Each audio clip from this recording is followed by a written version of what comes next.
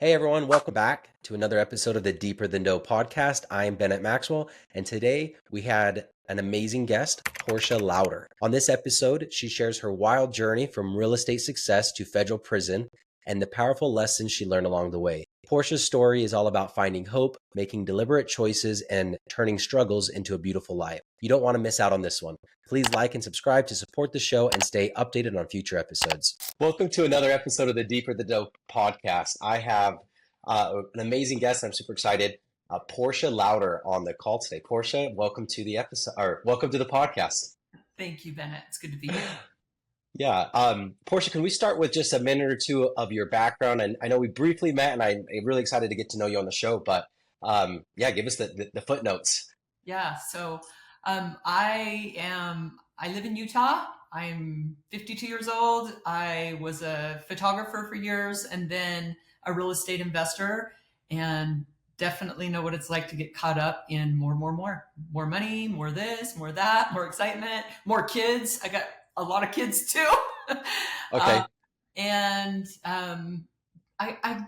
got to the point where really my integrity was slipping, and my peace and clarity and understanding of what was important. And that led to a prison sentence for me. I got involved in some illegal real estate deals, spent 4.5, 5 years away from my family, close to 5 years between Dublin, California. It was federal prison, and was in California for a year, and then in Minnesota for 3 years, and then back in California before I got back to Utah. I would say that one of the hardest things that I've ever experienced, my case was on the 10 o'clock news. It just felt like death. It truly felt like death. And I just remember looking at my family and wondering how I could have gotten so lost, how I could have gotten so confused about what really mattered. And I ended up getting 8 weeks before I had to self-surrender in prison to say goodbye to my family. And that was a life-changing experience to see the world so differently. And then we'll talk more about that journey and kind of what came from it. I've been home now for almost 5 years, and my life is beautiful. I've had so many opportunities I never would have thought I would have, but it was through walking through the pain and coming to really own my story and my life that the outcome became what it is. So yeah, that's a little bit about it. There's a lot to unpack there in that 2 minute intro. So if I got the timelines correct, it was about 10 years ago, because you served for 5 years, and it's been 5 years since then. Yes. And then you mentioned some kids. How many kids do you have? Okay, so I have 6 children total. I started young, and I placed a child for adoption. We won't even go through all my younger years because there's a lot. My younger years were pretty difficult. And I think that what added to my stubbornness. I was a single mother and kind of fought my way out of that before I ever started my photography company. And so when I transitioned from photography to real estate, I'd had to fight my way through life. So it was hard for me to imagine that I could fail and that I couldn't just keep fighting and fight my way through it. I had 2 children when I married my husband. We've been married for 27 years. He stuck by me through all of that. And then we had 3 children together, and I placed 1 for adoption. So our family combined is 6, and we've now all connected, but I had 3 young children when I went to prison, and my older 2 were married, and then a son that, had been adopted. So, yeah. Okay. And I want to unpack also the 8 weeks leading up that you had with your family before you had to say goodbye for 5 years. So you ended up serving for 5 years. Was that the expected time, or was it a little bit longer, shorter? How did that plan out? So it's interesting that you ask. I recently, when you go to federal prison, before you go to federal prison, you get to sit in the federal courthouse. And in Utah, that's in Salt Lake City. And I remember thinking it was a pretty daunting place, that big it almost looks like a great big jail cell. It's just like a really big cement building. I was recently asked to go back there. I went back there with the news and recorded what it's been like since prison. But that day that I was sentenced, I stood in the front of the courtroom, and they said, "The United States of America versus Portia Louder." And I stood there with my children and my husband behind me. And it was probably the loneliest day of my life, like that feeling of complete devastation. I was facing 0 to 7 years. The judge sentenced me to 7. I probably deserved it because I had been so stubborn and really made things a lot worse by just not owning where I was. When the judge gave me the 8 weeks, he didn't intend to. He was like, I'm sending her to prison. He was just really frustrated with me.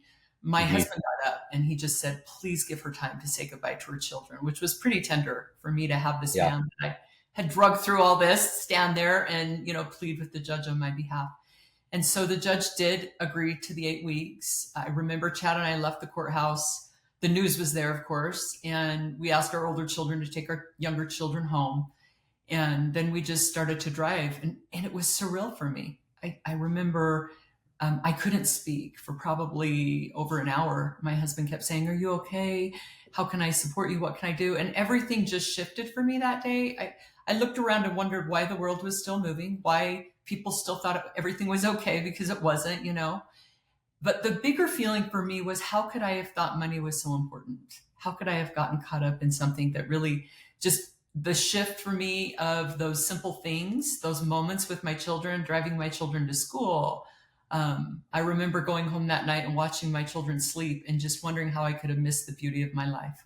I had truly missed so much. And chasing, I wanted to make more money to provide more security so I'd have more time with my children, but I always had the time with my children. It was there. It was like such a weird, and it became so clear in an instant for me that I had missed Uh-huh. it. I had missed it. And so, the last day that one of the things I did right was that I reached out to my community and I got very open because I had nothing left to lose. I Uh-huh. figured I can either say something or I can let things be said by the news. Like I might as well just say it. And I reached out on social media platforms and I asked people to love and support my family. I said, I've made Hmm. these mistakes. I'm going to have to go to prison. I didn't expect it to be as long as it is. It's been a long and difficult journey and it's about to get harder, but my little ones need your support. And I reached out to the schools that my kids were involved with, our neighbors and community, really encircled our family. And I have some amazing friends that like took my family to Lake Powell and, made sure the kids got to, like supported Chad, my husband. Yeah. Um, and then 8 weeks later, my mother came over. I remember that day, and she turned away because it was too painful for her to watch me say goodbye to my Hmm. children. She said, I'll be in the car. And I just told each of them how much I loved them. And I remember I had 2 teenagers. My son was 14 and he was just trying to be so strong and brave. I promise I'll help mom. It will be okay. And just the absolute devastating pain that I felt to say goodbye. It was so painful. And Chad and I drove 14 hours because, again, in Utah, the closest federal prison at that time was Dublin, California, which is Oakland. It's Hmm. a little different than Utah. And yeah. And I walked into a federal prison and nobody said, hey, we're so glad to Yeah. see you. Welcome, and it was devastating. It was super painful for me. Yeah. So leading up to it, you mentioned at the very beginning, like you saw your integrity slipping. When did you realize it? Was it kind of like, I'm going to do this one and then kind of that slippery slope and you get caught? Or is it like when you actually got caught, you're like looking back, you're like, crap, I shouldn't have been doing that. Yeah. I made so many excuses, and man, have I learned that power lies in accountability and just responsibility. But the way that it went down for me was that I like to hustle. So, like, I'm always moving. And my photography business was I was shooting about 200 weddings a year. So I had employees and was just traveling. I Hmm. was very busy. I had 2 young ones, older kids. I had a nanny helping with kids. My husband was working. I wanted him to quit his job and stay home with the kids. And when I got involved in real estate in the beginning, it was just buying and flipping lots. It was like, it just made sense because the market was moving so fast. And and then equity deals came on the Hmm. scene, which is buy a house for $1 million, take a HELOC or a home equity line of credit for 250,000, borrow the money, invest it in something else. And honestly, they were advertising like they were, that was a thing, and it was happening across the country. And those were all reasons that I had a really hard time owning my piece in that, because I was like, everyone's doing it. The banks are doing Yeah. it. The whole country's crooked then. But I clearly remember a couple of investors showing me this. It was like a $5 million house, and they were, well, it appraised for 5 million, but I could pick it up for 2.5 million, and they were saying I could borrow $1 million. None of that makes any sense, right? Like, you buy a house, somebody gives you $1 million, and they were trying to describe it to me as arbitrage. This is how the banks do it. They borrow cheap, they lend it for more, they make money, you make the cut in the middle.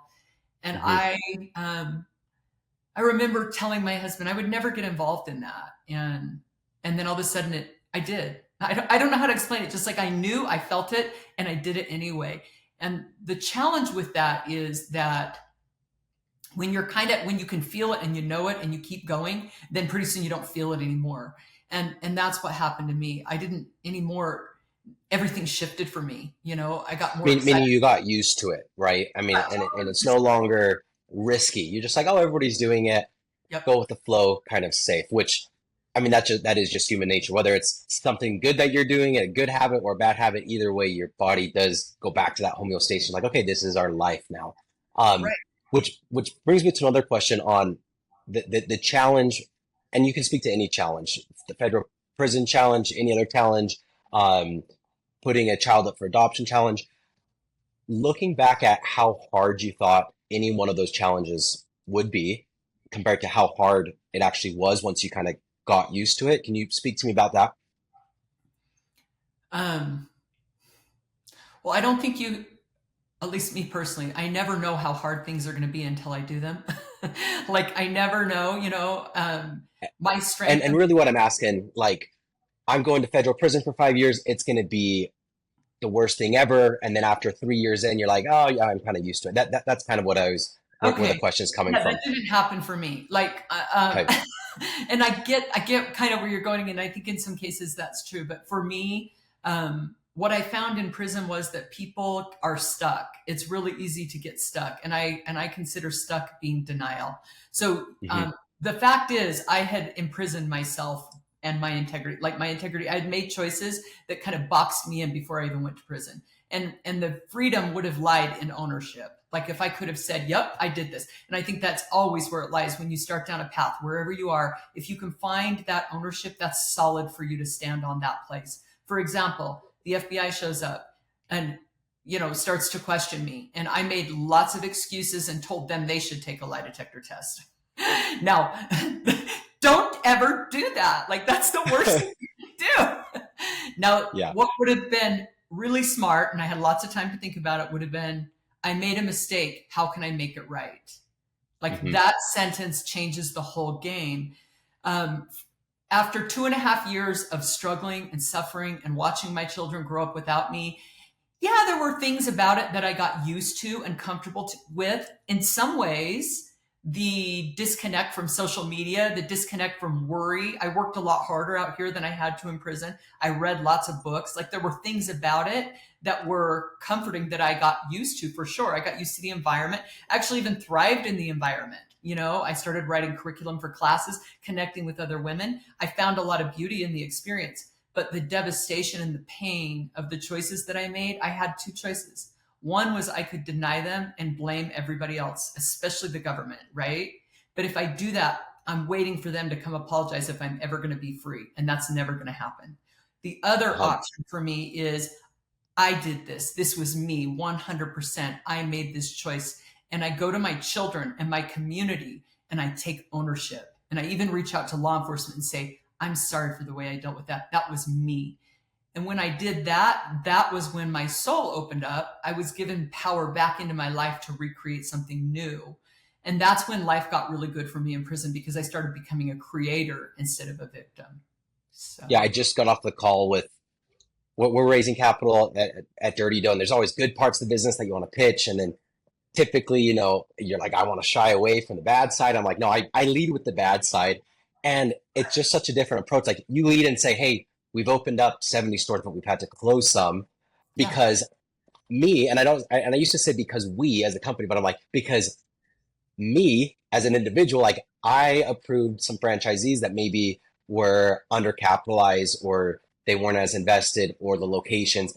And then there's no more like they don't kick me while I'm down. They're like, okay, you realize that, and now there's a turning point, which happens in every business. And it is very, very freeing. Now, I'm not even trying to say that my experience was nearly the same as yours, but just the relationship of you can't argue with somebody who admits they're wrong, right? Oh, it's the There's no principle. conversation that.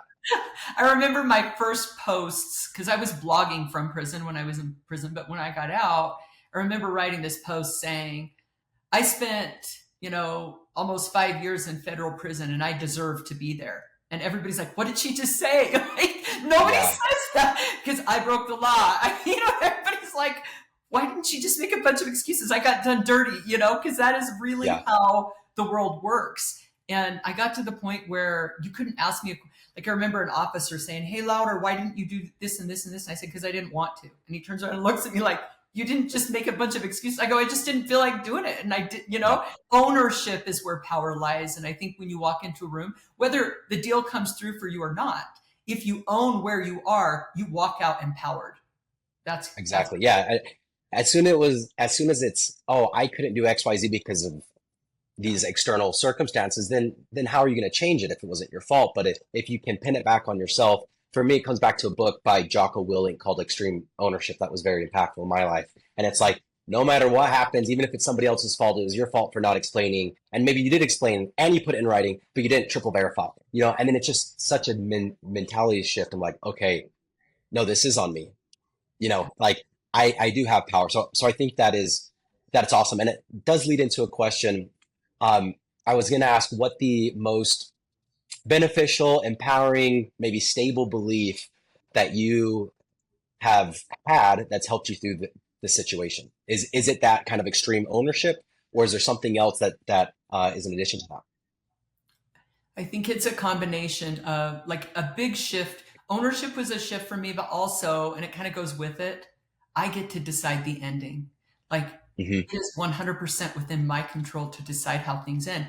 It's a really good place to practice that because there's so many things you don't control in prison, but there's a lot of things you do. And there are things that you don't realize you do. Like you control your response to what people say, your thoughts. I'm very careful with my thoughts, right? Like I Um, consider the outcome I want. I got halfway through prison and realized like I had failed on such a level for me. Like my failure, I felt like my whole life was a disaster. Like financially, I failed. Because I left my family in bad shape financially. I failed my children. I failed my marriage. I failed my community. It was like, who am I? I just felt so deeply broken, right? And to get to a place where I realized the only thing left for me is an amazing ending. I gotta get it. Like, I gotta have an amazing ending because if you have an amazing ending, you get to decide. You're the one that writes the story. Like, I met some people that had had extreme tragedy in prison, and I would say your life will either be completely tragic or a massive triumph because the ending will determine the whole thing. And so, I mean, that comes through ownership. But when I got the vision that an amazing ending would give meaning to the whole experience, that was very empowering for me. So. when did that happen, and what triggered that? And if you can kind of speak in terms to you're talking to another Portia that just got sentenced with something similar, or they're in the middle of it. Again, what time did that realization come, and what were the Yeah. steps that led up to that? You know, I think I would say to anybody, I can't imagine how difficult what you're facing is. Um, I can't imagine the beauty that could come from that and the difficulties that you might be facing. Um, I think that what I have learned is there is so much beauty on the other side of the pain. And the pain is a foundation to build a new life. And whether it is a divorce, a business, that you've lost and you can't see it yet. I've lived long enough now to see outcomes so much different than what I thought, having gone through some tragic experiences, some what seemed like beautiful experiences that didn't end the way I thought, um, just like if you never give up, there is truly something on the other side of this that's more grand than you can imagine. I felt accountable to myself and everybody. The other thing is that I truly believed, and I don't know why I believed it. A lot of people don't. No one in prison did. The world was cheering me on.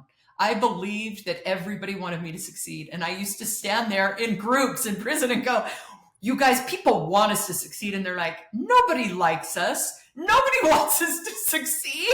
I'm like, yes, the world is cheering us on. Now, what's your alternative? Everybody wants you. I came home believing everyone was excited that I got home from prison and that my life mattered and meant something. And it truly, I've had the world respond accordingly. Like I've had so many opportunities to share that experience and connect and do work that I never would have imagined, because I believed even in my darkest moments, I couldn't quit because the world was cheering me on. So I love that. That's a great mentality. And like the truth is, like me looking at people, even if I know them or I don't know them, somebody in prison, as a member of society, do I want them to be there? No, like I am cheering for them to make the changes and get out of society, because that is better for everybody. Like that's cool that you could see that, because that is something that maybe we're not always thinking. Now the flip side is, well, if other people are worse than me, it makes me feel better. But it just kind of depends, I guess, on that mentality. But I do believe that the majority of the people are cheering you on. So that's awesome. Was there anything that led to that belief, or where did that come from? Because that is very unique. Yeah, that is a unique belief. And I don't know if it was just something that, how you practice it for a period of time. Like as a single mother, Mm-hmm. I believed it. I believed it as a business owner when things were going difficult. I think it came from a place of solution based for me. Like what's my alternative? If I think Yeah. people want me to fail, then what good is that going to do me? So I just made a very conscious choice to believe it and not allow my thoughts to go anywhere else. Because I wasn't going to give power to the rest, to anything else. Like I believe what you focus on grows. And I had a unique upbringing. My parents were very non-traditional. They were really out of the box thinkers. My parents were both entrepreneurs, and they never let anyone tell them, like, you have to do it this way. We weren't follow the crowd people. And so I was grateful for that. That people could say that's what led me to prison, because I'm an out of the box thinker, and I figured I didn't have to, I could break the law and get away with it. But I don't think so. My parents were law abiding people. I've actually written books about this stuff, now that I'm home. Yeah. But, at that, I feel like it served me so well when I got to a place that I realized I don't have to follow the crowd on this. If people don't like people in prison and think that they're, a menace, I don't have to believe that. I don't have to live that way. I can choose what I think and I can act accordingly. And that's been a good thing for me. Yeah. So I think I always had it. So there was a study that tracked lottery winners and paraplegics, and I think it was 18 months after winning the lottery or having the accident that you lose control of your limbs. And both of them returned almost to their base levels of happiness and well-being, again, about 18 months later. So whether you have a complete high, your body and the human ability to reach homeostasis comes back, whether it's good or bad. And I wanted to know if that was similar in your life experience, whether it's the highs of making a lot of money or the lows of going to federal prison. I was on kind of this rush high as I was investing in real estate, and the crash and burn was extreme and intense when I was in prison, because it was such a complete shift, go, Mm-hmm. to sitting there all day long. So it would be hard for me to compare, but I will tell you this. My life is probably 50 to 100 times, I mean, that's a big range, better than it was ever before. Like, this is the very best time of my life. Now, I would think it would be different for the lottery winner if they recognize at some point, this is my opportunity. I have this unique space to make the very most of it. And I did that. Like, I realized while I was in prison, this might be the most important thing I'll ever do. I read sometimes 15 to 18 hours a day. I started writing classes and teaching classes. I really made so many shifts and did the internal work that I had waited my whole life to do, because I started so young having kids. I mean, I was a reader and I was a goer, but I found myself. I did a lot of meditation, a lot of walking, a lot of mental health, healthy things. And so some people say that I make prison sound charming. It's definitely not charming. But because I was so determined to have something, and I realized there was nothing external, there was no company, no hustle, no nothing. I wasn't going to leave with an accomplishment that was external, but what the work I did was internal, and it would build the rest of my life. So where the things I appreciate now, the way I see the world has shifted. I don't know that that would be the same for somebody that was handed money, or that I have a friend that had that is a paraplegic, and he says that he is in the best part of his life, but it happened young to him, so he doesn't know for sure if, but yeah, I feel like for me, and that's why I get the opportunity to share my story quite a bit, because it's unusual. My experience is unusual, but it's absolutely available in any tragic or any shift in life, that you can have a completely different view. So I don't know that, I mean, I think you're probably right. I saw a lot of people go to prison that I loved them, but I think you're probably right about that in general. But for me, it's different, because I really took advantage of that time and made it into something that has changed my entire life. So. Yeah, and that's really what I was getting at. You experience the highs and the lows, but no matter how high or how low, the body's ability to adapt to that circumstance is pretty incredible. And so, on the low, that's great, because it's like, I thought this was going to be the worst thing ever, but I can get used to it relatively quickly in a matter of weeks, months, years. Right. And then it gets us in trouble on the other side, because we think we're going to experience this huge high, and we make $1 million, or we do whatever we do, and it's just not as fulfilling as what we thought, which leads us to want, more. And you mentioned something about that. I wanted more, and I've said this 1,000 times. Like, my personal experience, I had a solar company, wife, 3 kids, and I was just like, I'm just going to work because they want me to work, because they want more money, because money equals vacation time equals time with my family, and time with my family equals happiness. And I didn't realize that I could be with them every single day, Yeah. So, kind of speak to me about that, and like, how does your definition of success or fulfillment compare to when you were doing real estate and in the heat of it, the height of, making the most money Yeah. that you've ever made, versus what that means to you now? Yeah. So I love what you're talking about, and I call it living in the middle. And I'm really and I own that. I'm like, when something's amazing, I'm right in the middle. When things are tragic, I'm right in the middle, because I've learned the value of the middle, right? Mm-hmm. And I would say my whole view of what mattered shifted. And this is going to happen to everyone as they prepare to die, but prison was like a death for me. And so I got a little preview of death. What really mattered when I got to prison wasn't $1 that I made, no accomplishments, none of that stuff. What I missed were those simple things: driving my kids to school, the moments and the beauty of life. And so I was very deliberate when I came home about what I engaged in. And I've been, I had a list, I had a vision, a mission, a purpose, and I was careful. I value my time more than I ever did before I went to prison. Like, I am so careful with my time and the way I use it. And that might mean that I sit in the sun for an hour to meditate, and that time is more valuable than making $10,000 tomorrow, right? Like, because I need that, because I know what brings me real joy. And so I think the key to that is being very, very deliberate, but it's an internal journey for sure, to get to that place where you recognize that the external things, there will never be enough of it, ever. It is an internal journey. It's finding that peace within yourself and that joy within yourself. And I have it. And because I had it, I valued it so much that it almost scared me to come back out here. I was like, this is valuable. What I have, what I've gained here means something. And I think a lot of people get out of prison and they're like, let's go party. Not me. I got out of prison. I was like, I'm going to do everything the exact same I've been doing it. My life's going to be small, and I'm going to be very careful and deliberate. It's interesting that I went to prison and I got to a place where I valued myself more than I ever had. I valued my time more than I ever had, which is what most people think is the opposite, but that's what it became for me. So. Yeah. Such a beautiful, like, silver lining to look back and say, okay, well, these were all of the good things.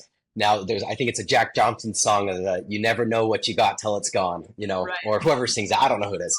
Maybe it's not Jack Johnson. But there is a technique that can be used that can assist you in that without actually having to lose it. And it's negative visualization. And, you're going into a meditation of all the things that you're grateful for, and then deeply imagining that you lose those. So then when you come out of it, as it's not going to be as intense as actually losing it and going to federal prison, but there are different techniques in order to, I guess, help you realize those things before you lose them. Anyways, negative visualization, Right on. great technique. It's been amazing having you. Thank you so much for being open, honest, vulnerable about your experience. Tell us a little bit more about your books, what you're doing right now, and then also where our guests can contact you. Yeah. So I work in the mental health field. I am a coach, and I go work with underprivileged kids. I go to prisons and speak, and I also do a lot for the LDS Church. I go to the MTC every week and speak to new missionaries coming in. So I do a lot of service work. I wrote my first book, Living Louder, about a year after I got out of prison, and it was basically just my heart was full, and I had been blogging, so I had all these experiences. My first I was excited that I could get it into prisons. I had a connection to content providers, and so I was able to get it on tablets across the country. I released it on Amazon, and people buy it, and that's great. But it's a different view. It's like that whole journey, and Right. I get letters every day from people in prison. They love it.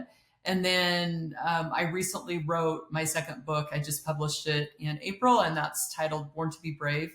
It's super easy to find either of them. They're on Amazon. Also, I have a website, portialouder.com, and I do a lot on social media. So yeah, reach out. And you'd be surprised how many people know somebody that's going through this or struggling. Mm-hmm. And I'm really good at connecting and being willing to support people in those situations. So yeah, definitely reach out. Hey, well, I appreciate that offer. We'll include all of that in the show notes. But thank you again.